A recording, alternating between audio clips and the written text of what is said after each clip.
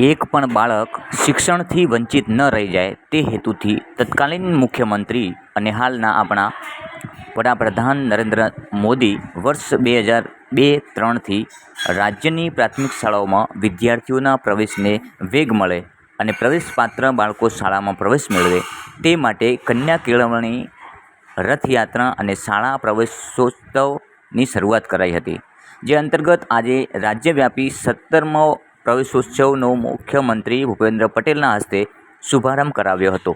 બનાસકાંઠાની મેમદપુર શાળામાં મુખ્યમંત્રીએ બાળકોને પ્રવેશ કરાવ્યો હતો. તારીખ 23, 24 અને 25 જૂન 2022 દરમિયાન ગ્રામ્ય અને શહેરી વિસ્તારમાં પ્રવેશોત્સવ યોજનાર છે, જે અંતર્ગત આજે મુખ્યમંત્રી ભૂપેન્દ્ર પટેલે બનાસકાંઠા જિલ્લાના વડગામ તાલુકાના મેમદપુર પ્રાથમિક શાળાની પ્રવેશોત્સવ કાર્યક્રમનો રાજ્યવ્યાપી શુભારંભ કરાવ્યો હતો.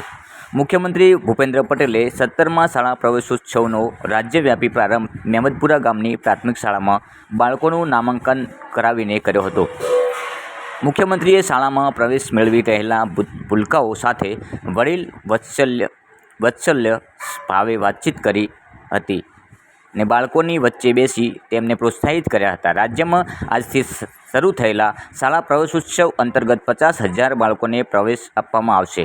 મુખ્યમંત્રીએ મેમદપુરા પ્રાથમિક શાળાઓમાં એસએમસીના સભ્યો અને શાળાના શિક્ષકો આચાર્યો સાથે બેઠકમાં ગામની શાળામાં સુવિધાઓ અને અન્ય વિકાસ કામોની બાબતો અંગે ચર્ચા કરી માર્ગદર્શન આપ્યું હતું.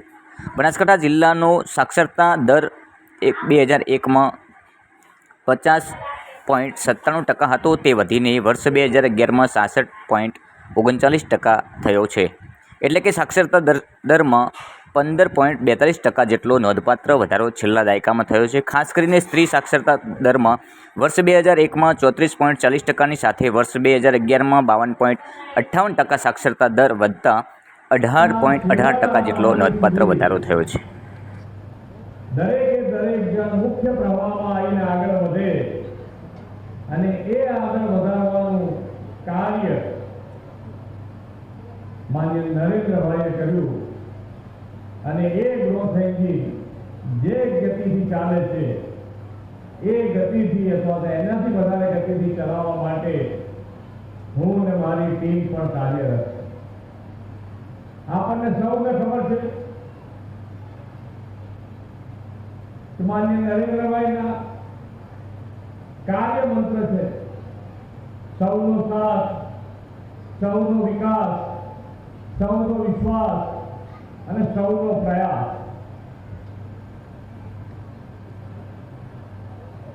દેશ અને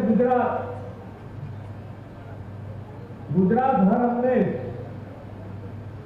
દરેક ક્ષેત્રે આગળ વધવા માટે જેને કહી શકાય કે પાયાની જરૂરિયાત, અને એ પાયાની જરૂરિયાત જ્યારે કહેવાય તો શિક્ષણ, સ્વાસ્થ્ય અને સુરક્ષા. માન્ય નરેન્દ્રભાઈએ ગ્રોથ એન્જિન બનાવવા માટે 2003થી આ કન્યા કેળવણી અને શાળા પ્રવેશોની શરૂઆત કરી. શિક્ષણનો પાયો મજબૂત કરવાનો, અને શિક્ષણનો પાયો જો મજબૂત હશે તો આપણે દરેકે દરેક ક્ષેત્રે આગળ વધી શકીએ. આજે આપણે પશુપાલનનો ધંધો હોય, ખેતી હોય, પણ દરેકે દરેક ક્ષેત્રે જે ટેકનોલોજીનો યુગ આવ્યો છે એ ટેકનોલોજીનો ઉપયોગ કરવો હશે તો શિક્ષણ પણ જરૂરી છે. અને આ શિક્ષણનો પાયો વધારે ને વધારે મજબૂત થાય એના માટેના હર હંમેશ પ્રયત્નો થયા છે.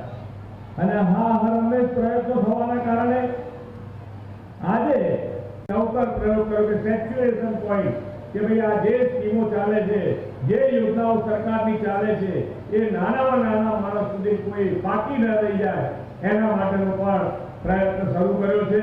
અને ભરૂચ જિલ્લામાં 100% યોજના દરેકના ઘર સુધી પહોંચી અને એનો કાર્યક્રમ માન્ય નરેન્દ્રભાઈએ કર્યો. અને આજે આપણે દરેકે દરેક જિલ્લા વહીવટી તંત્ર દ્વારા એની અંદર આગળ વધી રહ્યા છે. જે દરેક યોજના ઘરે સુધી પહોંચે, તમારા સુધી પહોંચે એ જોવાની સરકારની પણ જવાબદારી છે અને આપની પણ જવાબદારી છે કે દરેક સુધી પહોંચાડો. અને સરકારની યોજનાનો લાભ સ્વાસ્થ્ય માટે તો આ જે આયુષ્યમાન કાર્ડ જે બન્યું છે 5 લાખ સુધીનું સુરક્ષા કવચ તમને મળી ગયું. કોઈને પણ મોટી બીમારી આવે તો હવે એમ થાય કે ભાઈ આપણે દેવાના ડુંગરમાં નહીં જતી જઈએ, આપણને સરકાર આપણી સાથે ઊભી છે, કોઈ પણ પરિસ્થિતિમાંથી બહાર નીકળીને આગળ વધવાની આપણી જે તાકાત છે એમાં ઉમેરો થયો. દરેકે દરેક હમણાં અહીંયા મારા આવતા પહેલા 2 દિવસ પહેલા જ અહીંયા સેવા યજ્ઞ, જન સેવા યજ્ઞ અહીંયા કંઈ થયો, સેવા સેતુનો કાર્યક્રમ થયો. સેવા સેતુના કાર્યક્રમ કરી રહ્યા છે. એ પણ એક જે પણ મેં કીધું એમ કે દરેકે દરેક યોજના તમારા સુધી પહોંચે. તમને જોઈતા સર્ટિફિકેટ હોય, કોઈ પણ યોજનામાં તમારું નામ લખાવવું હોય, આવકનું પ્રમાણપત્ર હોય, તમારે બક્ષીપંચનો દાખલો હોય, એ દરેકે દરેક વસ્તુ તમને ઘર બેઠા મળે અને દૂર સુધી જવું ના પડે એનો પ્રયત્ન આ સેવા સેતુના કાર્યક્રમ થકી કરી રહ્યા છે. આપનો સાથ અને સહકાર એ મળતો રહેશે તો સરકાર આપણા કોઈ પણ કાર્ય ક્યાંય ના અટકે એની સાથે આપણી સાથે રહી. બનાસકાંઠા જિલ્લાના અંદર 23, 24, 25 દરમિયાન શાળા પ્રવેશોત્સવ અને કન્યાકેળવણી મહોત્સવનો કાર્યક્રમનું આયોજન થયેલું છે. એમાં પ્રથમ દિવસે માનનીય મુખ્યમંત્રી શ્રી દ્વારા વડગામ તાલુકાના મહેમદપુર પ્રાથમિક શાળામાં એનો આખા રાજ્યવ્યાપી શુભારંભ કરાવ્યો. એ ઉપરાંત આપણે માનનીય શિક્ષણ મંત્રી શ્રી પણ આપણા ત્યાં જોડાયેલા છે, માનનીય કીર્તિસિંહ વાઘેલા સાહેબ. એ પોતે પ્રથમ દિવસે વડગામ, બીજા દિવસે અમીરગઢ અને ત્રીજા દિવસે કાંકરેજમાં જોડાયેલા છે. એ ઉપરાંત આપણા સંસદ સભ્યો પણ 3 જોડાયા છે, 9 ધારાસભ્યો જોડાયેલા છે. જિલ્લાના તમામ અધિકારીઓ, પદાધિકારીઓ ઉપરાંત રાજકક્ષાએથી આપણને 3 જેટલા IAS ઓફિસર, એક IPS અધિકારી, એક IFS અધિકારી અને સચિવાલયના 9 અધિકારીઓ પણ જોડાયેલા છે. આ 3 દિવસ દરમિયાન 50,000થી વધુ બાળકો એ શાળા પ્રવેશ મેળવશે અને 20,000થી વધુ બાળકો એ આંગણવાડીના અંદર પ્રવેશ મેળવશે. ખાસ કરીને જિલ્લાના અંદર આપણને ઘણા બધા દાનભેટ પણ મળી રહ્યા છે. તિથિ ભોજનના દાતાઓ પણ સરસ મજાના તૈયાર થયા છે. ઘણી બધી શાળાઓના અંદર શાળાના ડ્રેસ અને કીટના દાતા પણ મળ્યા છે. અને આ 3 દિવસ દરમિયાન આપણે એવું વાતાવરણ ઊભું કર્યું છે કે બાળકોને ભય વગર સીધા શાળામાં દાખલ થાય, પ્રથમ દિવસથી જેને એવું ન લાગે એ માટે ખાસ કરીને આ કાર્યક્રમનું આયોજન થતું હોય છે. અને ખાસ કરીને કન્યાઓ પણ એક પણ અભ્યાસથી વંચિત ના રહી જાય અને તમામ બાળકોનું 100% નામાંકન થાય એ ધ્યેયને હાંસલ કરવા માટે સુંદર મજાના માહોલના અંદર આ કાર્યક્રમો ચાલી રહ્યા છે. બાળકો માટે ખાસ કોઈ સુવિધા વધારે કરી હોય એવું આયોજન? એટલે ખાસ કરીને બાળકો માટે, જે બાળકો દૂરથી આવતા હોય એના માટે આપણે આજે જ ટ્રાન્સપોર્ટેશનની વાહનોને પણ લીલી ઝંડી આપીશું, એને ટ્રાન્સપોર્ટેશન સુવિધા પણ આપીશું. અને જે બાળાઓ જે એના આપણે પાઠ્યપુસ્તક પણ આપણે પૂરા પાડીએ છીએ, આપણે ડ્રેસના પૈસા પણ એમને આપીએ છીએ, શિષ્યવૃત્તિ સહિતની રકમો પણ આપણે આપીએ છીએ. એ બધું જ આપણે પ્રવેશોત્સવની સાથે આપીએ છીએ.